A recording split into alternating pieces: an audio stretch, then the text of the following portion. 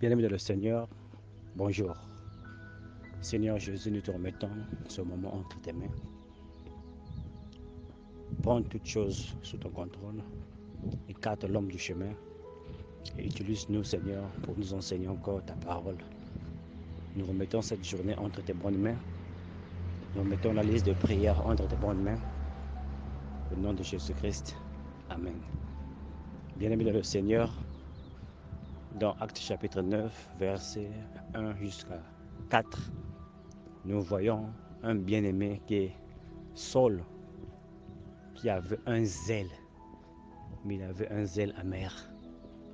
Il croyait servir Dieu, mais au fond, il faisait du mal à Dieu. Il a pris l'autorisation auprès de ses autorités sur lesquelles il était, et il est allé pour persécuter l'Église, ne se rendant pas compte que le Dieu qu'il prétendait servir était le même Dieu qu'il persécutait, qu'il outrageait. Et la question ce matin est la suivante. Paul n'avait pas fait du mal à Jésus, mais pourquoi est-ce que Jésus lui demande, Paul, pourquoi me persécutes-tu? Bien-aimé le Seigneur, ceci devait nous enseigner une très grande leçon, bien-aimé le Seigneur, une très grande leçon. Parce que on ne voit plus Jésus-Christ physiquement aujourd'hui, mais Jésus a promis de vivre au travers de son Église, c'est-à-dire au travers des frères et des sœurs. Donc ici, ce que nous devons apprendre, bien-aimé le Seigneur, toutefois, quand tu n'as pas égard à quelqu'un qui sert Dieu, tu n'as pas égard à Dieu. Toutefois, quand tu fais du mal, peu importe la manière, à un enfant de Dieu, c'est à Dieu lui-même que tu le fais, bien-aimé le Seigneur. C'est ce que nous devons apprendre au travers de ces 5 versets que le Seigneur m'a mis à cœur que je puisse partager sur la plateforme, bien-aimé de le Seigneur. Paul n'avait pas vu Jésus, Paul n'avait pas fait mal à Jésus, mais Paul croyait qu'il servait Dieu. Mais ici, ce même Dieu lui apparaît sous la forme de la colonne de feu. Il lui dit, pourquoi me persécutes-tu, Paul? Paul lui dit, oh, qui es-tu, Seigneur? Mais c'est toi que je sais, mais pourquoi tu te persécutes? Il a dit qu'à cause des enfants que tu arrêtes dans les synagogues, que tu mets en prison, il avait un zèle, mais un zèle amer. Bien-aimé, nous devons discerner le corps du Seigneur. Beaucoup d'entre nous prétendons servir Dieu, prétendons aimer Dieu, mais on n'aime pas. Regardez ce qui se passe. Un exemple terre à terre sur la plateforme. Lorsque la personne que tu aimes n'a pas posté, tu ne participes même pas. Tu ne participes même pas. Et lorsque c'est le frère Francis qui a posté, tu viens dire Amen. Et tu ne salues même pas les autres frères, bien-aimés Seigneur. Et une sœur qui a préparé ses notes toute la nuit. Une sœur qui a prié pour avoir un message afin de bénir les enfants de Dieu. Elle a prêché, ou il a prêché très tôt le matin à 6 heures. Mais personne ne va réagir. Vous êtes en train de faire du mal à ce frère et par conséquent, vous faites du mal à Jésus. Bien-aimé Seigneur, vous faites du mal à Jésus. Et on devait arrêter ce genre de comportement. On doit discerner le corps du Seigneur. Bien-aimé le Seigneur, ce Dieu qui vit en toi, c'est le même Dieu qui vit dans la sœur ou dans le frère qui a posté. Pourquoi sauter tous ces messages? Même un simple bonjour, bien-aimé de le Seigneur, on ne le dit pas. On saute tout.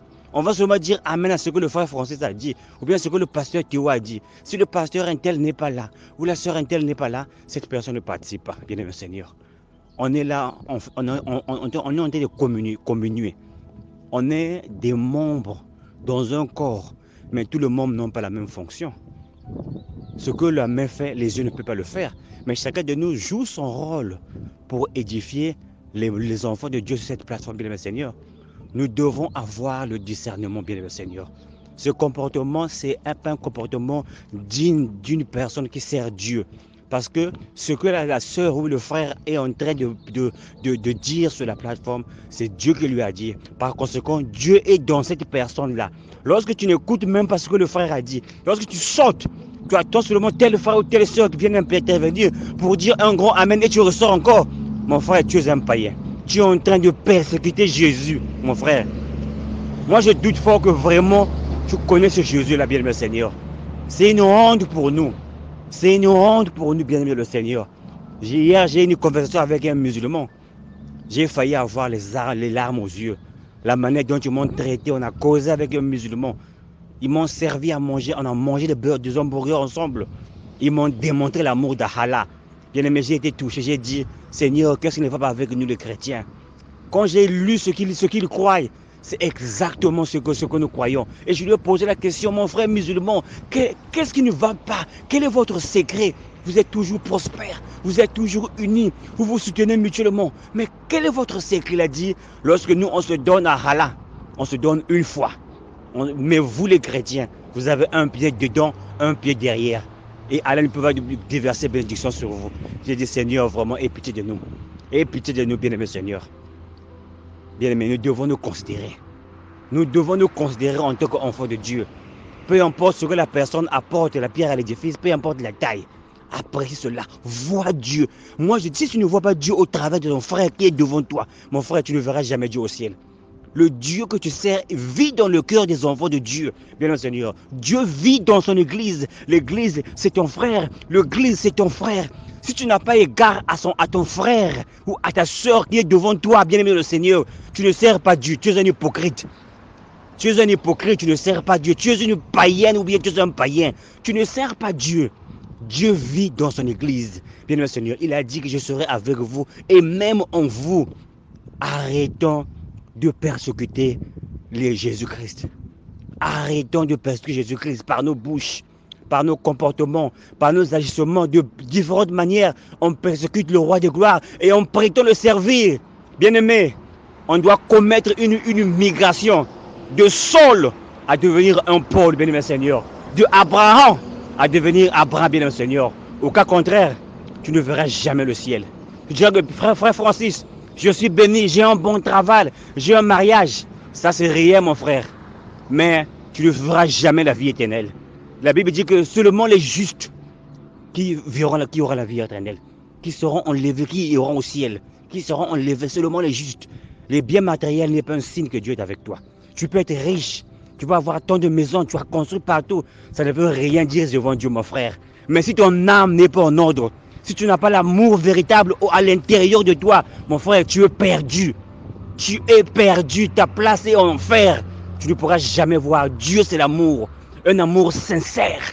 Quand une personne te fait du mal, va voir la personne. Matthieu chapitre 18, te parle à la personne. Dis-le frère, je n'ai pas aimé ça. La personne a prêché quelque chose sur la plateforme que tu n'as pas aimé. Ah, va abattre. Cause à la soeur. Cause au frère. Frère, je n'ai pas aimé ça. Pourquoi tu as dit ça? Et on développe des sentiments humains. Ce frère a voulu s'adresser à moi. Non! C'est ton père qui t'a parlé au travers du vase qui est la sœur. Ou bien au vase qui est le frère. Lui, il n'a été que le tuyau qui a fait passer l'eau. Le tuyau n'a rien à faire. Le problème, c'est la SNE, bénémoine le Seigneur. Le problème, c'est la SN2, bénémoine le Seigneur. Le problème, ce n'est pas le tuyau, le problème, ce n'est pas le câble. Le câble ne fait que passer le courant. Le tuyau ne fait que passer l'eau, bénémoine le Seigneur. Mais pourquoi vous vous en prenez au câble? Attaquez-vous à la SNE, attaquez-vous à la SN2, bénémoine le Seigneur, qui est le Seigneur Jésus-Christ, qui utilise ses dons afin de vous parler. Arrêtez de persécuter l'Église. Arrêtez de persécuter Jésus-Christ au travers de son Église. On s'est beaucoup persécuté, bien-aimé le Seigneur. C'est le temps de la repentance. Repentez-vous, bien-aimé le Seigneur. On est trop hypocrites les uns les autres, bien-aimé le Seigneur. On a trop d'hypocrisie entre nous. On doit arrêter ces choses, mon frère. On doit servir Dieu au travers de nos frères. Lorsque tu fais du bien à ton frère, c'est à Jésus que tu le fais. Lorsque tu fais du mal à ton frère, c'est à Jésus que tu le fais. Que Dieu vous bénisse encore. Mon frère et ma soeur, il y a un grand mystère que je voudrais partager avec vous encore une fois de plus. Vous voyez, il y a deux choses que nous avons besoin dans notre vie en tant que chrétiens. On a besoin d'eau, et l'eau nous permet de nettoyer nos habits, et l'eau nous permet de nous laver, l'eau nous permet de faire la cuisine. Et l'eau, c'est la parole de Dieu. Et afin que l'eau parvienne à votre domicile, vous avez besoin des tuyaux. Et ces tuyaux ne viennent pas de la mer seulement, mais ces tuyaux viennent de la SNE ou de la SN2 ou d'un central qui distribue de l'eau, bien aimé le Seigneur. Et parfois, on s'en prend aux tuyaux Et le tuyau, c'est le frère qui a reçu le don de Dieu, bien aimé le Seigneur. Et Dieu passe au travers de ce tuyau-là pour t'amener l'eau. Et l'eau, c'est la parole de Dieu qui te permet de te laver afin que tu sois propre et tu puisses être propre et apparaître devant Dieu comme une personne sainte et purifiée, bien aimé Seigneur. Mais beaucoup de fois, on s'en prend au tuyau. Et le tuyau, c'est le frère qui a reçu le don. C'est 1 Corinthiens 12 et Ephésiens 4, chapitre 11. Et la même chose avec l'électricité. Ces deux choses-là sont des choses vitales dont on a besoin pour vivre. L'électricité, s'il n'y a pas d'électricité, tu ne peux rien faire. Pour préparer, suivre la télévision, tout ce qu'on a besoin, tous les éléments qu'on a à la maison. On a besoin de l'électricité. L'électricité, c'est le Saint-Esprit, c'est la puissance de Dieu qui te permet de combattre l'ennemi dans ta vie, bien le Seigneur. Et parfois, on s'en prend au câble. Le câble n'a rien fait. Le pasteur qui le prêche, qui le dit de racheter le Saint-Esprit, n'a rien fait de mal. Lui, il est seulement le câble par lequel l'électricité transite pour venir te délivrer, pour venir dans ta vie. Tu dois t'en prendre à la SNE et à la SNDE. C'est à lui que tu devais parler, afin qu'il t'aide, bien le Seigneur. Beaucoup de fois, on s'en prend aux mauvaises personnes, parce que ce sont des dons. Ce sont des moyens que Dieu utilise pour passer au travers de vos vies, au travers de vous, pour vous exprimer ce que Dieu veut de vous. Mais beaucoup de fois, on s'en prend à ces éléments de transmission qui sont des dons de Dieu qu'il a mis dans son église, bien-aimé Seigneur, qui sont là pour vous édifier, qui sont là pour vous purifier, qui sont là pour vous rendre stable dans votre marche chrétienne, bien-aimé Seigneur. Nous devons avoir le discernement, bien-aimé Seigneur. Dieu peut utiliser n'importe qui, n'importe qui. David a dit que Dieu ne prend le conseil de personne. Personne ne peut le conseiller. Il n'a pas de conseiller. Vous voyez comment il a fait pour parler à Balaam? Il a pris un âne. Vous voyez bien, Seigneur? Il a pris un âne, mais peut-être il y avait des gens autour de Balaam. Mais il a pris un âne pour lui parler. Donc, bien-aimé le Seigneur, Dieu prend fait ce qu'il veut. Il est souverain, bien-aimé le Seigneur.